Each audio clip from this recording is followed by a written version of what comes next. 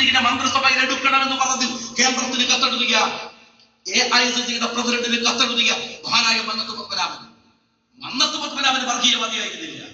മന്നത്ത് പത്മനാഭൻ സമുദായത്തിനു വേണ്ടി മറ്റു സമുദായത്തെ ദ്രോഹിച്ച ആളല്ല. പക്ഷേ മന്നത്ത് പത്മനാഭൻ പറഞ്ഞു, നായന്മാർക്ക് ഐഡന്റിറ്റി വേണം, നായന്മാർക്ക് പുരോഗതി വേണം, നായന്മാർക്ക് വിദ്യാഭ്യാസം വേണം. എന്താ ഉണ്ടായത്? നായന്മാർ പുരോഗമിച്ചു. ഞാനൊരു 2-3 വർഷം മുമ്പ് ബാംഗ്ലൂരിൽ നായർ സൊസൈറ്റിയുടെ NSSന്റെ ബാംഗ്ലൂർ ശാഖയുടെ 25ാം വാർഷിക സമ്മേളനത്തിൽ പങ്കെടുക്കാൻ പോയപ്പോൾ ഇന്ത്യയുടെ വിവിധ സ്റ്റേറ്റുകളിൽ നിന്ന് ആളുകൾ വന്നു. അവരൊക്കെ പറഞ്ഞു, ഞങ്ങൾക്ക് അത്ഭുതമുണ്ടാകുന്നു, ഇതിനു സമാനമായ ഒരു സമുദായം ഇന്ത്യയുടെ മണ്ണിൽ കേരളത്തിൽ വളർന്ന പോലെ വളർന്നിട്ടില്ല. ഞാനൊരു നായരാണെന്ന് പറയാൻ, നായന്മാർക്ക് അഭിമാനം ഉണ്ടായാൽ, നായന്മാർക്ക് വിദ്യാഭ്യാസം ലഭിച്ചാൽ, നായന്മാർക്ക് ജോലി ലഭിച്ചാൽ, നായന്മാർ പുരോഗമിച്ചാൽ, സ്നേഹമുള്ളവരെ, അത് മുസ്ലിങ്ങളുടെ നഷ്ടമാണോ? അത് മറ്റു ഹിന്ദുക്കളുടെ നഷ്ടമാണോ? അത് ക്രിസ്ത്യാനിയുടെ നഷ്ടമാണോ? അല്ല. നായന്മാർ പുരോഗമിക്കുമ്പോൾ നായന്മാർ പ്രതിനിധീകരിക്കുന്ന കേരളത്തിന്റെ പാർട്ട് വിജയിക്കുന്നു. കേരളമാണ് ജയിക്കുന്നത്. ആരാണ്? മഹാനായ ശ്രീനാരായണ ഗുരുദേവൻ. ഗുരുദേവൻ ഏറ്റവും വലിയ സാമുദായികവാദിയായിരുന്നില്ലേ? ഗുരുദേവൻ എന്താ പറഞ്ഞത്? 1885 അരുവിപ്പുറം ക്ഷേത്രത്തിന്റെ മതിൽക്കെട്ടുകളിൽ ആ മഹാനായ മനുഷ്യൻ എഴുതി വെച്ച ഒരു വാചകമുണ്ട്. ജാതിഭേദം മതദ്വേഷമേതുമില്ലാതെയവരും സോദരത്വന്റെ വാഴുന്ന മാതൃകാ സ്ഥാനം എന്ന് പാടി മലയാള മണ്ണിനെ വഹിതമാക്കി ഗുരുദേവൻ. ആ ഗുരുദേവൻ ഈഴവന്മാർക്ക് ദൈവം വേണമെന്ന് പറഞ്ഞു. ശിവനെ ഇങ്ങനെ സവർണമാര് മാത്രം ആരംഭിച്ച പോരാ, അതുകൊണ്ട് ശിവൻ ഞങ്ങൾക്ക് ഈഴവന്മാർക്ക് വേണം. ഈഴവ ശിവനെ ഉണ്ടാക്കി മഹാനായ ഗുരുദേവൻ. മഹാനായ ഗുരുദേവൻ പക്ഷെ ഒരു കാര്യം പറഞ്ഞു. എന്താ പറഞ്ഞത്? ഈഴവന്മാർക്ക് പുരോഗതി വേണം, ഈഴവന്മാരുടെ കൾച്ചറൽ ഐഡന്റിറ്റി കാത്തു സൂക്ഷിക്കാൻ കഴിയണം, അവർക്ക് വിദ്യാഭ്യാസം വേണം. താൻ പിറന്നുവിട സമുദായത്തിന് വേണ്ടി വാദിച്ചു മഹാനായ ശ്രീനാരായണ ഗുരുദേവൻ. ഗുരുദേവൻ വർഗീയവാദിയാണോ? ഗുരുദേവൻ തീവ്രവാദിയാണോ? ഗുരുദേവൻ അപകടകാരിയാണോ? അല്ല. ഗുരുദേവൻ തന്റെ സമുദായത്തിന് വേണ്ടി വാദിക്കുമ്പോഴും വിശാലമായ ലോകത്തിന്റെ നന്മക്ക് വേണ്ടി പ്രവർത്തിക്കുകയും പ്രാർത്ഥിക്കുകയും ചെയ്ത വലിയ മനുഷ്യനാണ് അദ്ദേഹം. വർഗീയവാദിയല്ല. ആരാണ് വക്കം അബ്ദുൽ ഖാദർ മൗലവി? ആരാണ് CH മുഹമ്മദ് കോയ സാഹിബ്? ആരാണ് സീദ് സാഹിബ്? എന്താ പറഞ്ഞത്? മുസ്ലിം സമുദായത്തിന്റെ രാഷ്ട്രീയ അസ്തിത്വം ഉണ്ടാവണം, മുസ്ലിം കമ്മ്യൂണിറ്റിക്ക് അഭിമാനത്തോടെ ജീവിക്കാൻ കഴിയണം. ഗാന്ധിജി പറഞ്ഞത് അവർക്ക് ഇവിടെ വിദ്യാഭ്യാസപരമായ പരിരക്ഷ വേണം. എന്താ ഉണ്ടായത്? ഈഴവന്മാർ പുരോഗമിച്ചപ്പോ അത് മുസൽമാന്റെ നഷ്ടമാകാത്തതുപോലെ, നായരുടെ നഷ്ടമാകാത്തതുപോലെ, മറ്റൊരു ഹിന്ദുവിന്റെ നഷ്ടമാകാത്തതുപോലെ, ക്രിസ്ത്യാനിയുടെ നഷ്ടമാകാത്തതുപോലെ ഇവിടുത്തെ മുസ്ലിങ്ങൾ പുരോഗമിച്ചപ്പോ മറ്റാർക്കും നഷ്ടം ഉണ്ടായില്ല. 27% പ്രതിനിധീകരിക്കുന്ന കേരളത്തിലെ മുസ്ലിങ്ങളുടെ പാർട്ടിനെ വിജയിപ്പിച്ചപ്പോ 27% ഉൾക്കൊള്ളുന്ന കേരളം വിജയിക്കുകയായിരുന്നു. CH മുഹമ്മദ് കോയ സാഹിബ് വർഗീയവാദിയായിരുന്നു. CH കോയ എന്നാൽ ക്രിസ്ത്യൻ ഹിന്ദു മുസ്ലിം കോയ എന്ന് വിളിച്ചത് ലീഗുകാരല്ല. വക്കം അബ്ദുൽ ഖാദർ മൗലവി വർഗീയവാദിയായിരുന്നു. സീദ് സാഹിബ് വർഗീയവാദിയായിരുന്നു. ഒരു സമുദായത്തിന് വേണ്ടി വാദിക്കുന്നു എന്ന് പറയുന്നത് എന്താണ് തെറ്റ്? ഞാൻ പറഞ്ഞ സമുദായം അതൊരു മനുഷ്യന്റെ സ്വത്വബോധമാണ്. എനിക്കൊരു പറയാൻ പറ്റിയ ആപ്പണ്ട് എന്ന് പറയുന്നത് ആപ്പണ്ണൂർക്കൊക്കെ അഭിമാനിക്കാവുന്ന കാര്യമാണ്. അങ്ങനെ പറയാനൊരു സാധനം ഇല്ലാത്തവർക്ക് ഒരു പക്ഷേ ഇത് സാമുദായികതയെ തോന്നാം. ഞങ്ങളൊരു മുസൽമാനാണെന്ന് പറയാൻ നിവർത്തിപ്പിടിച്ച നട്ടലോടുകൂടി ഉയർത്തിപ്പിടിച്ച ശിരസോടുകൂടെ ഞാനൊരു മുസൽമാനാണ് എന്ന അഭിമാന ബോധമുണ്ടാക്കാൻ മലയാളക്കരയിലെ മുസ്ലിങ്ങൾക്ക് നട്ടല് കൊടുത്തത് 65 കൊല്ലം കൊണ്ട് ഇന്ത്യൻ യൂണിയൻ മുസ്ലിം ലീഗ് ആണെങ്കിൽ ആ കൊടി ലീഗ് ഖിയാമത്ത് നാൾ വരെ ഉയർത്തിപ്പിടിക്കുക തന്നെ ചെയ്യും. ഈ കൊടി കരുതണ്ട. ഞങ്ങൾ സാമുദായിക പാർട്ടിയാണെങ്കിൽ സാമുദായിക പാർട്ടി തന്നെ, അതിന് യാതൊരുവിധ ആക്ഷേപമില്ല. ഞങ്ങൾ കാര്യം ചോദിക്കുന്നു, സാമുദായിക പ്രാതിനിധ്യത്തെ കുറിച്ച് വേവലാതിപ്പെടുന്ന സഖാവ് പിണറായി നിങ്ങൾ പറയേണ്ട ഒരു കാര്യമാണ്. അത് കേരളത്തിലെ മന്ത്രിമാരെ കുറിച്ചല്ല. കാരണം നിങ്ങളുടെ കയ്യിൽ ഭരണമില്ല, സാധുക്കളാണെങ്കിൽ ഞങ്ങൾ പറയാം മാർക്സിസ്റ്റ് പാർട്ടിയില്ലേ, ആ പാർട്ടിക്കകത്ത് സാമുദായികത ഉണ്ടോ? CPM-ന് 2 മുസ്ലിം സെക്രട്ടറിമാരാണ് കേരളത്തിലുണ്ടായിരുന്നത്. മലപ്പുറത്ത് ചെയ്താൽ കുട്ടി അല്ലെങ്കിൽ കുട്ടി അല്ലെങ്കിൽ വേറെ ഏതെങ്കിലും കുട്ടികൾ മുസ്ലിം കുട്ടികളായിരുന്നു ഇല്ലേ? അല്ലെങ്കിൽ വയനാട്ടിൽ സഖാവ് PM എത്ര കാലം PM എന്നാൽ വയനാട്ടിലെ പുതിയ സെക്രട്ടറി ആരാണ്? ശശിയാണ്. മലപ്പുറം പോലെയുള്ള ഒരു മുസ്ലിം പ്രദേശത്ത് പാർട്ടിയുടെ പുതിയ സെക്രട്ടറി ആരാണ്? സഖാവ് വാസുദേവൻ.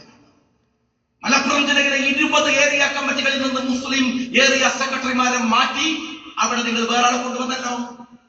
സ്വന്തം പാർട്ടിയിലെ ഒരൊറ്റ പൊളിറ്റ് ബ്യൂറോ മെമ്പർ ആരാണ്? പാലടി മുഹമ്മദ് കുട്ടി. ജീവിതം കൊണ്ട് സാത്വികനായ EM ശങ്കരൻ നമ്പൂതിരിപ്പാട് കഴിഞ്ഞാൽ ജീവിതം കൊണ്ട് കമ്മ്യൂണിസത്തിൽ സാത്വികനായി ജീവിച്ച ഒരു വലിയ വ്യക്തിയല്ലേ ആ മനുഷ്യൻ. പാലടിയെ മാറ്റി കേരളം കണ്ട ഏറ്റവും വലിയ തീവ്രവാദികൾക്ക് ഇടം കൊടുക്കുന്നതിൽ 1ാം സ്ഥാനത്ത് നിൽക്കുന്ന കോടിയേരി. ഇപ്പോഴല്ല, കോടിയേരി ജൂനിയർ ആയിരിക്കുന്ന സമയത്ത് പാലടിയെ മാറ്റി നിങ്ങൾ കൊണ്ടുവന്ന പൊളിറ്റ് ബ്യൂറോയിലേക്ക് പുതുതായി നിങ്ങൾ കൊണ്ടുവന്നില്ല. അവസരവാദിയാണെന്ന് കരുതി വിട്ടേക്കാം. പക്ഷെ പാലോളി അങ്ങനെയല്ലല്ലോ, സാധ്യതയാകാം. എന്ത് നിങ്ങൾ എടുത്തില്ല? പോളിറ്റ് ബ്യൂറോ ഒക്കെ ഒരു മുസൽമാനെ എടുക്കാത്തവരാണ് സാമുദായിക പ്രാതിനിധ്യത്തെ കുറിച്ച് പറയുന്നത്. അത് പറയാൻ പാർട്ടിക്ക് CPM എന്താ അർഹത? മുനീർ സാഹിബ് നേരത്തെ പറഞ്ഞല്ലോ, നിങ്ങൾ പുതിയ വാദങ്ങൾ ഉന്നയിക്കുകയാണ്. ലീഗ് സാമുദായിക പാർട്ടിയാണ്, തീർന്നില്ല. ലീഗ് തീവ്രവാദ പാർട്ടിയാണ്.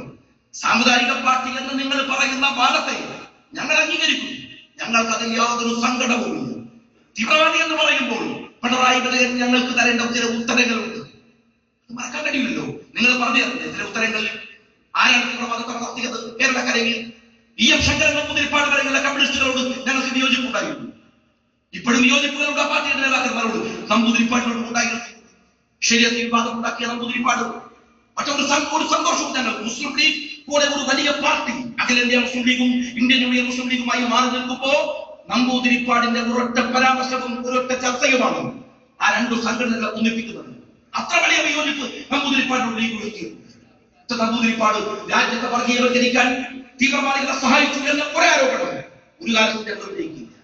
എന്നാൽ സഖാവ് പിണറായി വിജയനും അദ്ദേഹം ജയരാജന്മാരും കൊടിയേരിയും മാർക്സിസ്റ്റ് പാർട്ടിയുടെ നേതൃത്വം ഏറ്റെടുത്തതിനു ശേഷം കേരളക്കരയിൽ വർഗീയ ധ്രുവീകരണം ഉണ്ടാക്കാൻ നടത്തിയ ശ്രമം 1990 നമുക്കറിയാം. ബാബരി മസ്ജിദ് ഒരു വലിയ ചർച്ചയായി രാജ്യത്ത് രൂപപ്പെട്ടു വരുന്ന സമയമാണ്. ആ സമയത്ത് ബാബരി മസ്ജിദിന്റെ വിഷയം വന്നപ്പോ എല്ലാവരും തല പുറത്തു വന്നു. അബ്ദുൽ നാസർ മദനി, അതുപോലെ തന്നെ LDF, അതുപോലെ ജമാഅത്തെ ഇസ്ലാമി, മാധ്യമം എന്ന പത്രം, സകല കുത്തിരിപ്പുകാരും ഒരുമിച്ച് പുറപ്പെട്ട കാലമായിരുന്നു. അന്ന് ലീഗ് പാർട്ടിയെ തകർക്കാൻ വേണ്ടി ഇവരെ മുഴുവൻ സഹായിച്ചു തുടങ്ങിയതാണ് CPM. നിങ്ങൾ തുടങ്ങി ഒറ്റപ്പാലത്ത് മറക്കോ സഖാവ് പിണറായി വിജയൻ? പിണറായിക്ക് മറക്കാൻ കഴിയുമോ ഗുരുവായൂർ തെരഞ്ഞെടുപ്പിനെ? അവിടെ നിൽക്കുന്നില്ലല്ലോ. നേരത്തെ മുനീർ സാഹിബ് പറഞ്ഞ പോലെ തലശ്ശേരിയിൽ LDFന്റെ വോട്ട് 24,000 വോട്ടിന് EK നായനാർ ജയിച്ച മണ്ഡലത്തിൽ കഷ്ടിച്ചു രക്ഷപ്പെടാൻ അന്ന് കൊടിയേരിയെ സഹായിക്കുന്നത് LDF ആണ്. LDFന്റെ വോട്ടാണ്. ആ ഒരൊറ്റ പ്രത്യുപകാരം, ആ പ്രത്യുപകാരം ചെയ്തതിന്റെ ഫലം എന്താണെന്നറിയോ? 5 കൊല്ലം LDFന് കേരളം തീരെടുത്തി കൊടുത്തു പിണറായി കൊടിയേരി. 5 കൊല്ലം. ആ 5 കൊല്ലത്തിലാണ് മലയാളികളെ അപമാനം വരുത്തി വെച്ചുകൊണ്ട് 3 ചെറുപ്പക്കാർ കാശ്മീരിന്റെ മണ്ണിൽ പോയി ഇന്ത്യയോട് പടവെട്ടി ഭരിക്കുന്നത്. ഇന്ത്യയോട് പടവെട്ടി, ഈ രാജ്യത്തോട് പടവെട്ടി കാശ്മീരിന്റെ മണ്ണിൽ പോയി ഭരിക്കുക മാത്രമല്ല, ഒരു ഉമ്മയുടെ രോദനം നമ്മൾ കേൾക്കുന്നത് ആ സമയത്താണ്. അവിടെയും നിൽക്കുന്നില്ലല്ലോ സഖാവ് പിണറായി വിജയ, അവിടെയും നിൽക്കുന്നില്ല. കൊടിയേരി ആഭ്യന്തരമന്ത്രിയായി തന്റെ നാട്ടിലേക്ക് ആദ്യമായിട്ട് വരികയാണ്. 21 MLA-മാർ അന്ന്, 21 പാർട്ടി പ്രതിനിധികൾ അന്ന് ഗസ്റ്റ് ഹൗസിൽ 22 പേർക്ക് ഭക്ഷണം കരുതിയിരിക്കുകയാണ്. 22ാമത്തെ ആൾ പിണറായി വിജയൻ കൊടിയേരിയാണ്. ആദ്യമായി മണ്ഡലത്തിൽ വരുന്നു. അങ്ങനെ സഖാക്കൾ കാത്തിരുന്നു. 2 മണിയായി, 2:30 മണിയായി, 3 മണിയായി. ആ 3 മണിയായപ്പോ കൊടിയേരിയുടെ കാർ വന്ന് നിർത്തിട്ട് പറയാണ്, ഞാൻ ഭക്ഷണം കഴിച്ചു. എവിടുന്നു? സഖാവ് കൊടിയേരി.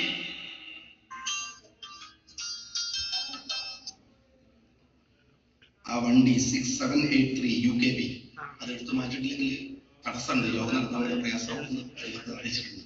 അതിനൊന്നും മാറ്റി വണ്ടി വൈറ്റ് സണ്ണിയുണ്ട്. കൊടിയേരി തിരിച്ചു വന്നിട്ട് പറയണത് ഞാൻ ഭക്ഷണം കഴിച്ചു. എവിടുന്നാ ഭക്ഷണം കഴിച്ചിരുന്നത്? ഭക്ഷണം കഴിച്ചത് LDFന്റെ തലമുതിർന്ന തലശ്ശേരിയിലെ നേതാവിന്റെ വീട്ടിൽ നിന്ന്. സഖാക്കൾ ചെയ്തത്, ആ 21 പേരും ചെയ്തത്, ഈ ഭക്ഷണം 20 പേരും ചെയ്തത്, 21 പേരും ചെയ്തത് ആ ഭക്ഷണം അങ്ങനെ തന്നെ പാക്ക് ചെയ്ത് വലിച്ചു. ഒരാളും കഴിച്ചില്ല. അവര് പുറത്തുപോയി കഴിച്ചു. അന്ന് പാർട്ടി പത്രങ്ങളിൽ കണ്ണൂരിലെ സായാഹിന്റെ പത്രം റിപ്പോർട്ട് ചെയ്തു കൊടിയേരിക്കെതിരെയുള്ള പ്രതിഷേധം. അവിടെയല്ല, അവിടെ ഈ കാര്യങ്ങൾ നിൽക്കല്ല. അവിടെ മാത്രമല്ല, കാശ്മീരിൽ പോയി കുട്ടികൾ മരിക്കുക മാത്രമല്ല, തടിയന്റെ അവിടെ നസീർ. ആരാ തടിയന്റെ അവിടെ നസീർ? വലിയ ഭീകരവാദിയാണെന്ന് പറയുന്നു. തടിയന്റെ അവിടെ നസീറിന് MSF-ൽ പ്രവർത്തിച്ചിരുന്നു നസീർ. യൂത്ത് ലീഗിലുണ്ടായിരുന്നു നസീർ. STU-ലുണ്ടായിരുന്നു നസീർ. KMCC-ലുണ്ടായിരുന്നു നസീർ. ഇല്ലല്ലോ, തടിയന്റെ അവിടെ നസീർ SFI-യുടെ കണ്ണൂർ ജില്ലയിലെ അറിയപ്പെടുന്ന നേതാവായിരുന്നു. കണ്ണൂർ സിറ്റിയിലെ നേതാവാണ്. ഇൻക്യുലാബ് എന്നല്ലാതെ ഒരു മുദ്രാവാക്യം നസീർ വിളിച്ചിട്ടില്ല.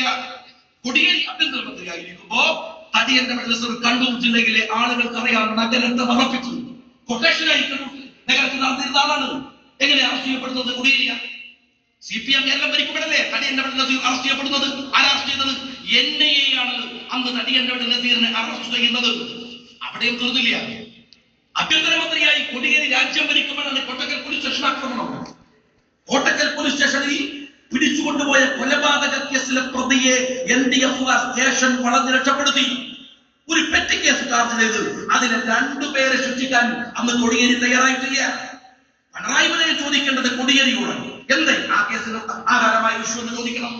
അത് മാത്രമല്ല, എനിക്കറിയാം പറഞ്ഞ പോലെ തെരഞ്ഞെടുപ്പിന്റെ തലേ ദിവസം CPM ജയിച്ചു വന്ന ഒരു മണ്ഡലം 27,000 വോട്ട്, ഇവിടെ കണ്ണൂർ ജില്ലയിലെ ആളുകളുണ്ടല്ലോ, 27,000 വോട്ടിന് ജയിച്ചു വന്ന ഒരു മണ്ഡലത്തിൽ പോയി മത്സരിക്കുമ്പോ തീരുമാനിച്ചു, പാർട്ടിയുടെ തീരുമാനം നടപ്പിലാക്കി.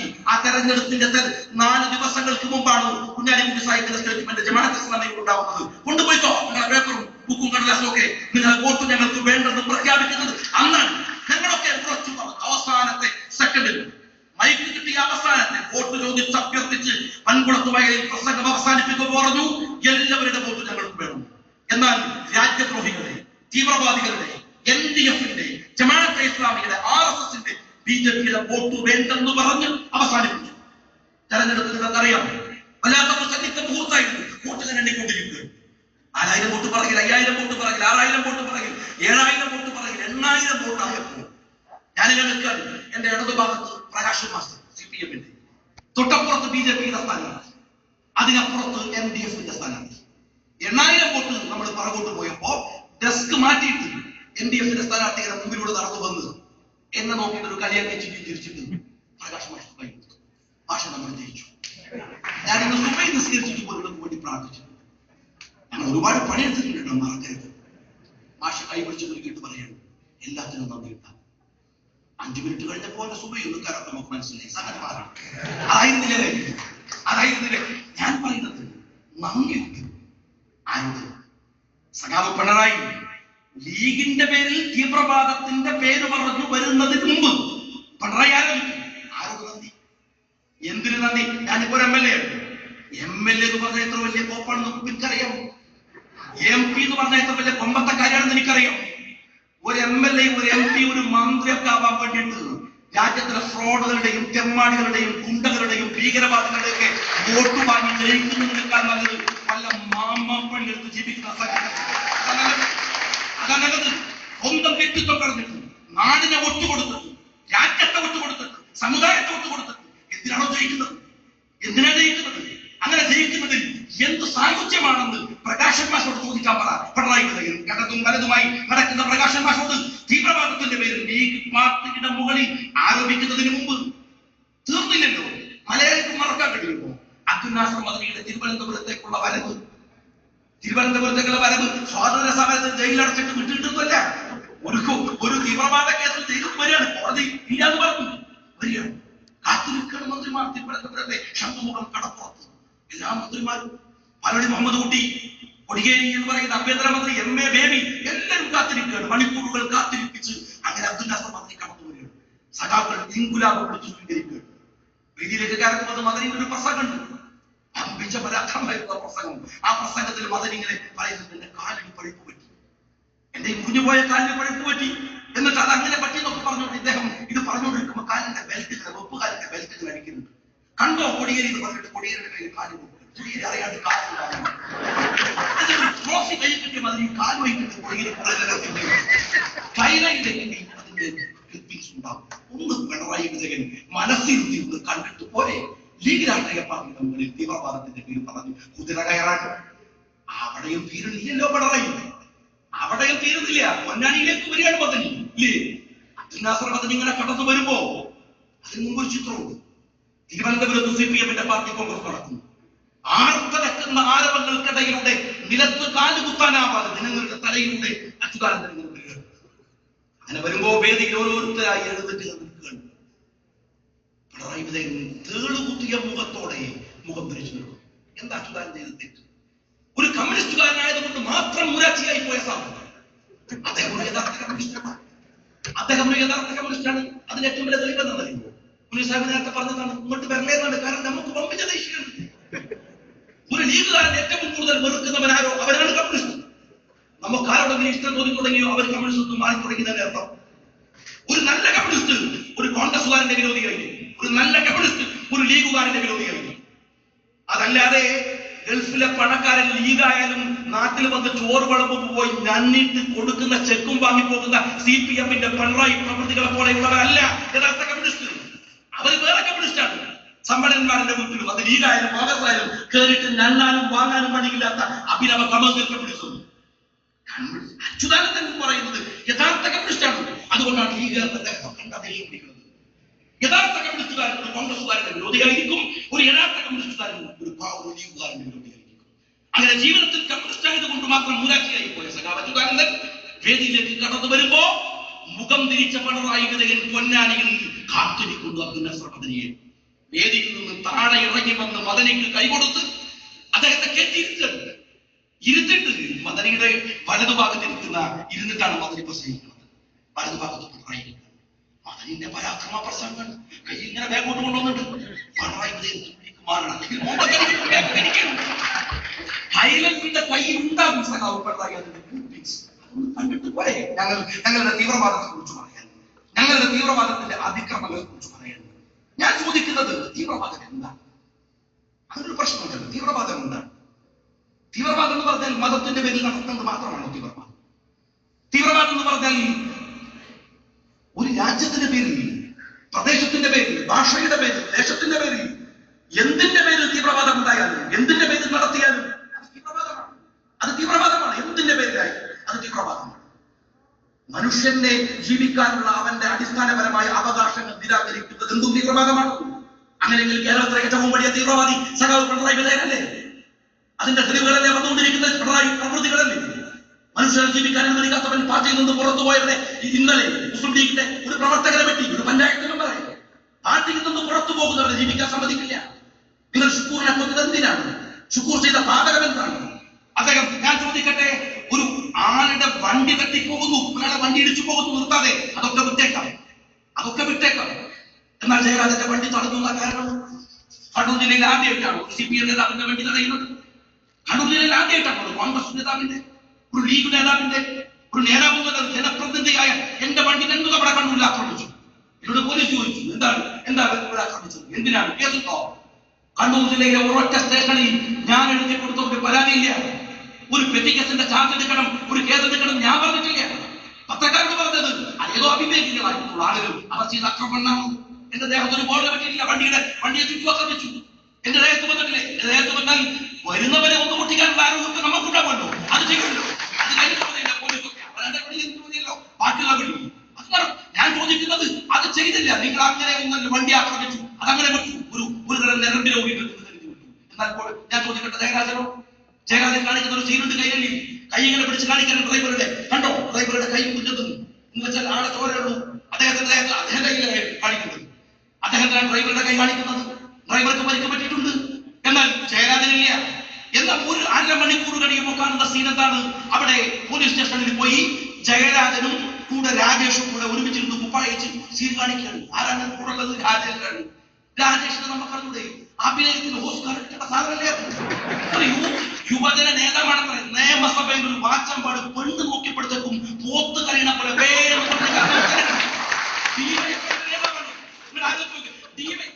നാട്ടിൽ പോകുമ്പോ ചില ബോർഡ് കാണും. എന്താണ്? തീയിൽ കുരുത്തത് വെയിലത്ത് പാടുന്ന ചേ. നമ്മുടെ ഇത്ര നല്ല വാദത്തിന്റെ ചേന്ന് കൂടി പറയുമ്പോൾ അതല്ല ചെകുപേരാന്ന് ചുക്കാൻ. അങ്ങനെ നല്ല രീതിയിലുണ്ടല്ലോ. തീയിൽ കുരുത്തത് ഈ സാധനം. ഞാൻ ചോദിച്ചു, ജയരാജ ഈ ജാതി കുഴപ്പമുണ്ടാകുന്നത് പോകുമ്പോ ഒന്നുകിൽ ആണിനെ കൂട്ടുക, അല്ലെങ്കിൽ പെണ്ണിനെ കൂട്ടുക. ആണും പെണ്ണും കെട്ട ഈ ജാതിയിൽ ആളുകളെ കൂട്ടിട്ടാണോ പോകേണ്ടത്? DYFI പോലെയുള്ളത് ഒരുങ്ങുന്ന സംഘടനയുടെ സെക്രട്ടറി വന്നു അവിടെ. എന്നിട്ടോ എല്ലാവരും നേതൃത്വം കൊടുക്കുക. അവർ കടന്ന് അഭിനയിച്ചു. അതിന്റെ പിറ്റേന്നാണ് അന്ന് ഹർത്താൽ പ്രഖ്യാപിച്ചപ്പോൾ ഞങ്ങളൊക്കെ വിളിച്ചു പറഞ്ഞു വേണ്ട. എന്നിട്ട് MMS അയച്ചിട്ട് ഷുക്കൂറിന്റെ ജ്യേഷ്ഠന്മാർക്ക് ഒരു കാര്യമുണ്ട്, കൈ പറക്കാണ്. നിങ്ങൾ ആലോചിക്കുക, നമ്മുടെ നാട്ടിൽ കുറെ സാംസ്കാരിക നായകന്മാരെന്ന് പറയുന്ന കുറെ സംസ്കാരം എന്തെന്നറിയാത്ത ആളുകളുണ്ടല്ലോ. ബാക്കി ഞാൻ പ്രയോഗിക്കുന്നില്ല. ആളുകളുണ്ടല്ലോ, CPM-കാരന്റെ ചെരുപ്പ് കഴുകിയ വെള്ളം കുടിക്കുന്ന പണം കൊടുത്താൽ ആർക്കു വേണ്ടും പ്രസംഗിക്കുന്നത് ഇല്ലേ? ഗുജറാത്തിനെ കുറിച്ച് കോഴിക്കോടനാളിൽ പമ്പിച്ച സെമിനാർ എന്താണോ ഗുജറാത്തിൽ ഉണ്ടായത്? എന്താ ഉണ്ടായത്? ഒരു മുൻ MP, കോൺഗ്രസിന്റെ MP, അഭിമന്യനായിട്ടുള്ള MP ജഫ്രി, അദ്ദേഹത്തിന്റെ വീട്ടിലേക്ക് RSS കയറുമ്പോ വീട്ടിന്റെ 2ാമത്തെ നിലയിൽ കയറിയിട്ട് കേരള അപേക്ഷിക്കുന്നു കോൺഗ്രസ് അവിടുത്തെ RSSകാരോട്, അവിടുത്തെ BJP-കാരോട്, രക്ഷിക്കണമെന്നെ, എന്നെ കൊല്ലാൻ വരികയാണ്. RSS പറഞ്ഞത് ഇത് മുസൽമാന്റെ ഡേയാണ്, ഇത് നിങ്ങളുടെ വിധിയുടെ ദിവസമാണ്. അനുഭവിച്ചതാണ്. ഭാര്യയുടെ മക്കളുടെ മുമ്പിൽ വെച്ച് ജഫ്രിയെ ചുട്ടുകൊന്നു വന്നു. അറിയില്ലേ നമുക്ക്? കോൺഗ്രസിന്റെ മുൻ എംപിയെ ചുട്ടുകൊല്ലുമ്പോ കോഴിക്കോട് സെമിനാർ നടത്താം. കാരണം എന്താണ്? കാരണം അവിടെയാണ് ഇയാളുള്ളത്. നരേന്ദ്രമോദി ഗുജറാത്തിലാണ്, പെട്ടെന്ന് മാനേജർ എത്തൂല. അതുകൊണ്ട് അതിനാണ് സാംസ്കാരിക നായകന്മാർക്ക് പിന്നെ ബന്ധിച്ച കുഴപ്പക്കാരൻ ആരാണ്? ഒബാമയത്. ഒരു കാരണവശാൽ കോഴിക്കോട് മാനേജർ മൈതാനി വരൂല, ധൈര്യത്തിൽ പ്രസംഗിക്കാമോ? പക്ഷെ പിണറായി വന്നോളൂ, കോടിയേരി വന്നാളും ജയരാജൻ വന്നാളും. അതുകൊണ്ട് ഈ അല്പന്മാരുടെ മുട്ടുമടക്കുകയാണ്. സാംസ്കാരിക നായകന്മാർ എന്നല്ല ഇവരെ കുറിച്ച് പറയേണ്ടത്, കടുത്ത പുലികളെന്നാണ്. സ്വന്തമായി കൊല്ലാനിട്ട് കഴിയില്ല. മറ്റുള്ളവൻ കൊന്നു തരുന്നതിന്റെ മാംസം ഭുജിക്കുന്ന കഴുതയും പുലിയുമല്ലാത്ത രണ്ടും കെട്ടവരാണ് കേരളത്തിലെ സാംസ്കാരിക നായകന്മാരെന്ന് പറയുന്നത്. അവരാണ് ഞാൻ ചോദിക്കുന്നത്. ഷുക്കൂറിന്റെ അതായത് അതിന് സമാനമായിരുന്നു ഷുക്കൂറിന്റെ സംഭവം. ജ്യേഷ്ഠനോട് വിളിച്ചു പറയാൻ, രക്ഷിക്കാൻ പറയാം. ദാവൂദ് പറയാണ്, കൈ പറക്കാണ്. ആരെ വിളിക്കാൻ കഴിയുമോ? ആരെങ്കിലും പിടിക്കാൻ കഴിയുമോ? അത്തരം ഒരു ഭീകരമായ, നിങ്ങൾക്കറിയാവുന്ന പോലെ ഞാൻ വിശദീകരിക്കും, അത്ര ഭീകരമായ സംഭവങ്ങൾ ഉണ്ടാക്കി.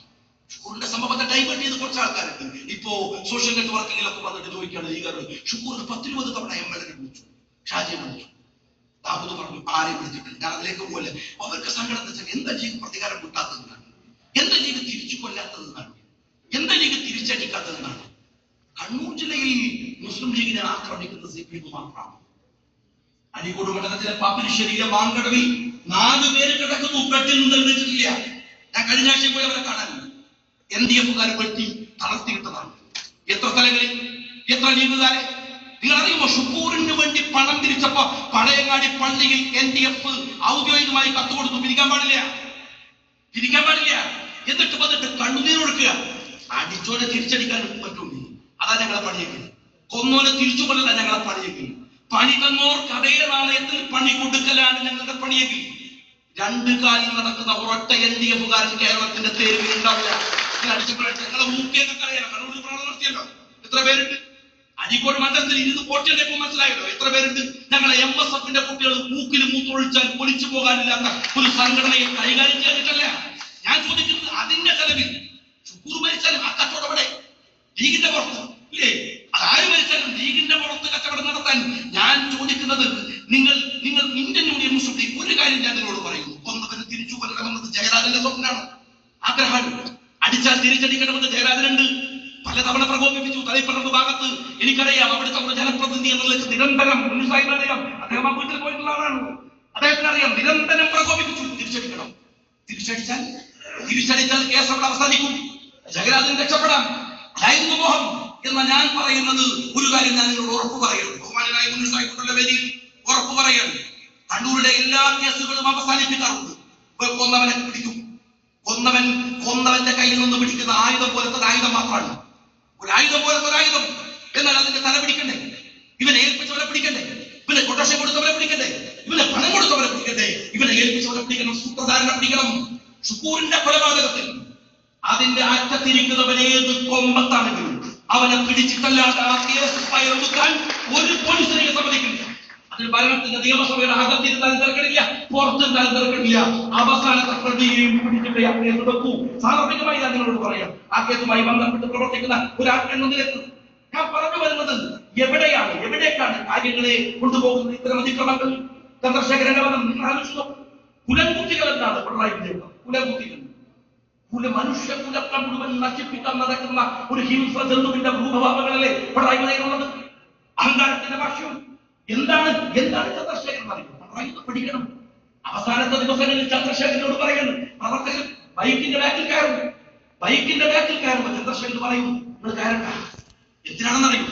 അദ്ദേഹത്തിന്റെ ജീവൻ കൂടി നഷ്ടപ്പെടാതിരിക്കാൻ. ചന്ദ്രശേഖരനോട് ഒരാഴ്ച മുമ്പ് പോലീസ് പോയിട്ട് പറയാൻ, പ്രൊട്ടക്ഷൻ വേണോ വേണ്ടെന്ന് പറയുന്നു ചന്ദ്രശേഖരൻ. ഞാൻ ഭയന്നാൽ എന്റെ പ്രവർത്തകന്മാർ മരണത്തെ കൺമുമ്പിൽ കാത്തിരുന്നു. ഏതോ ഇരുട്ടിന്റെ മറവിൽ തനിക്ക് വേണ്ടി മൂർച്ച കുട്ടിയ വാളുണ്ടെന്ന് തിരിച്ചറിഞ്ഞു നിർഭയരായി നടന്നുപോയ സഖാവ് ആ ചന്ദ്രശേഖരൻ. ഞാൻ ചോദിക്കട്ടെ സഖാവ് പിണറായി വിജയനോട്, അവസാനത്തെ സെക്കൻഡിലും ആരാ പിണറായി വിജയൻ? ആരാണ്? വെടിയുണ്ടയും കൊണ്ട് നടക്കുക ഇല്ലേ? ലാപ്ടോപ്പ് ഒരിക്കലും ഉപയോഗിക്കാത്ത പിണറായി വിജയൻ ലാപ്ടോപ്പിന്റെ ബാഗിനകത്ത് വെടിയുണ്ട കൊണ്ട് നടന്ന്, അതിനെ പറയുക എന്താണ്? വെടിയുണ്ട കൊണ്ട് നടന്നിട്ടുണ്ടെങ്കിൽ തോക്കുണ്ടാവും. അത് മാത്രമല്ല, എന്താണ് ചരിത്രം? പിണറായി വിജയന്റെ അടുത്ത് ഒരു പത്രപ്രവർത്തക സുഹൃത്തിനോട് കോഴിക്കോട് പറഞ്ഞു, മാർക്സിസ്റ്റ് പാർട്ടിയുടെ ചരിത്ര സെമിനാർ, ചരിത്ര പ്രദർശനം പാർട്ടി കോൺഗ്രസിന്റെ ഭാഗം.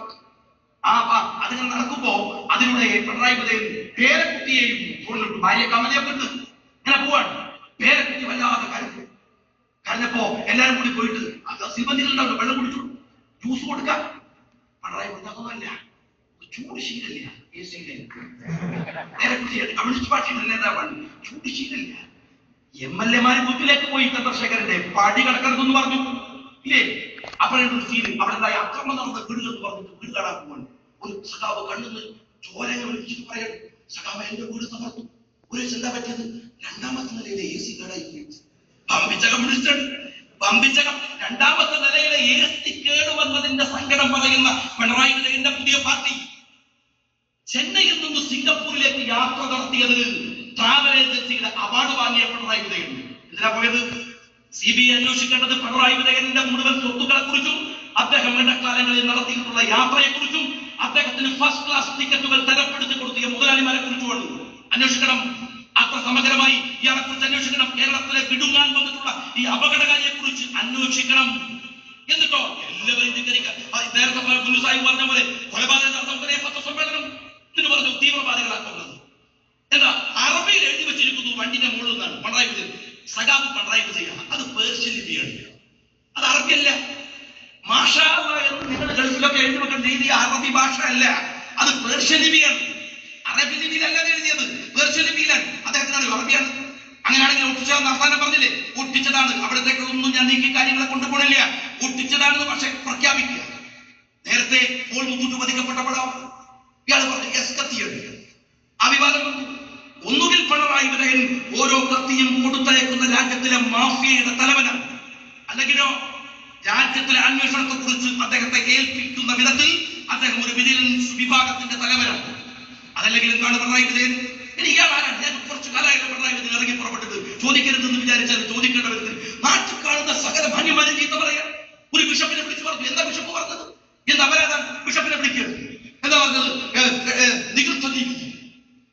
കേരളത്തിലെ പത്രപ്രവർത്തക സമൂഹം ബഹുമാനിക്കുന്ന ബഹുമാന്യനാണ്, ഏറ്റവും കൂടുതൽ ആദരിക്കുന്ന മനുഷ്യനാണ് ഗോപാലകൃഷ്ണൻ. കോഴിക്കോട് മാതൃഭൂമിയുടെ ചീഫ് എഡിറ്റർ. ആ ഗോപാലകൃഷ്ണനെ വിളിച്ചിട്ട് കോഴിക്കോട് പ്രസംഗിക്കും. ഓ ഗോപാലകൃഷ്ണ, കത്തി കണ്ടിട്ടുണ്ടോ? ആരാ ചോദിക്കുന്നത്? സഖാവ് പിണറായി വിജയനാണ്. അവിടെ നിൽക്കില്ല, ചോദിക്കുകയാണ് തിരുവഞ്ചൂർ രാധാകൃഷ്ണൻ. എടോ രാധാകൃഷ്ണ. ആരെ? തിരുവഞ്ചൂർ രാധാകൃഷ്ണൻ. എടോ രാധാകൃഷ്ണ, ഇയാളാരും കേരളം എന്ന് പറയുന്ന സാമ്രാജ്യത്തിന്റെ സുൽത്താൻ അല്ലെങ്കിൽ അതിന്റെ അമീർ. ഞാൻ ചോദിക്കട്ടെ, പിണറായി വിജയൻ ഒരു കാര്യം മനസ്സിലാക്കണം. അയാളിപ്പോ MLA പോയിട്ട് ഒരു പഞ്ചായത്ത് മെമ്പർ പോലും അയാളെക്കാൾ മുകളിലാണ് എന്റെ ഡെസിഗ്നേഷൻ, അയാളെ മുകളിലാണ്. ഇയാൾ നാട്ടുകാരെ ചീത്ത, ഫാസിസ്റ്റ് പാർട്ടിയുടെ ജനറൽ സെക്രട്ടറി ആണെങ്കിൽ സ്വന്തം പാർട്ടിയെ ചീത്ത വിളിക്കണം. നാട്ടുകാരുടെ മേക്കെട്ടുകാരിട്ട് ഇങ്ങനെ തെറി വിളിച്ച് നടക്കല്ല ഇയാൾ ചെയ്യേണ്ടത്. ഇയാളാരില്ല, ഇയാൾ എവിടുത്തെ സുൽത്താനാണ്? കണ്ണു കണ്ടവരെ മുഴുവൻ തെറി വിളിക്കുക, രാജ്യത്ത് കാണുന്നവരെ മുഴുവൻ എല്ലാവരെയും. എന്നിട്ടോ തിരുവഞ്ചൂർ രാധാകൃഷ്ണനെ കുറിച്ച് പറയുന്നത് എന്താപ്പെന്ന് ഇന്ന് ജയരാജൻ പോയി ഇരിക്കാൻ കാരണം തിരുവഞ്ചൂരിന്റെ പോലീസ് യഥാർത്ഥ പണിക്ക് നടക്കാൻ തുടങ്ങിയിട്ടുണ്ട്. യഥാർത്ഥ പണിക്ക്.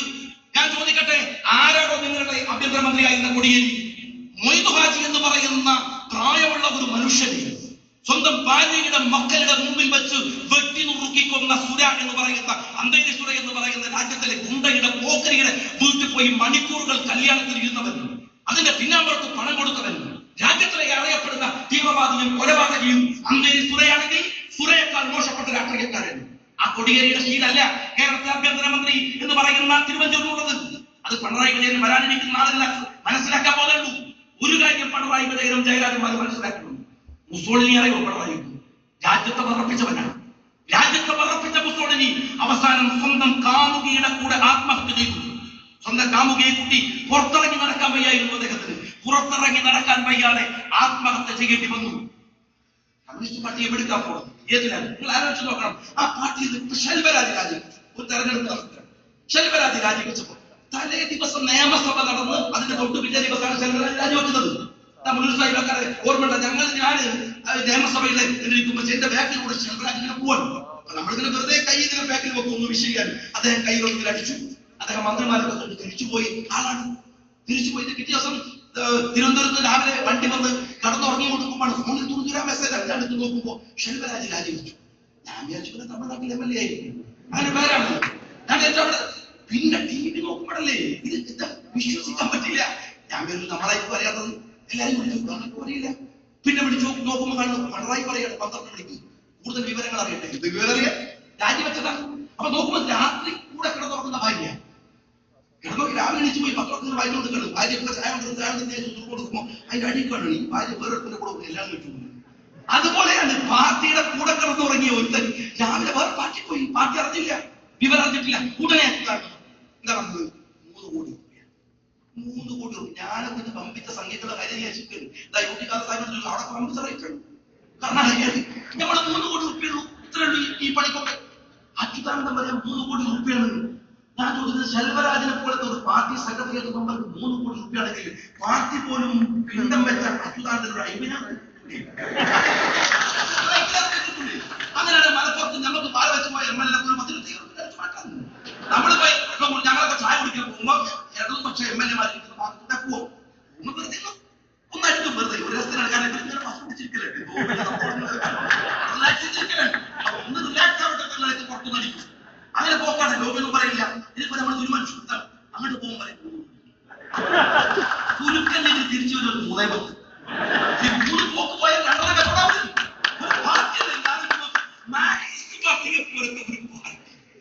എവിടെ കടത്തിയിരിക്കുന്നത് പിണറായി? ഈ കൊലവിളിയുമായി രാജ്യത്ത് ഇറങ്ങി പുറപ്പെടുന്നതിന് മുമ്പ് പാർട്ടിയുടെ ദുരവസ്ഥയെ കുറിച്ച് ആലോചിക്കേണ്ടത്. ദുരവസ്ഥയെ കുറിച്ച് നിങ്ങൾ ശാപത്തൊന്നും മോചിതരാവാൻ പോലില്ല. ഈ കണ്ണൂർ കണ്ട 2 കരച്ചിലും സമീപകാലത്ത് 2 ഉമ്മമാരുടെ കരച്ചിൽ, 2 അമ്മമാരുടെ കരച്ചിൽ.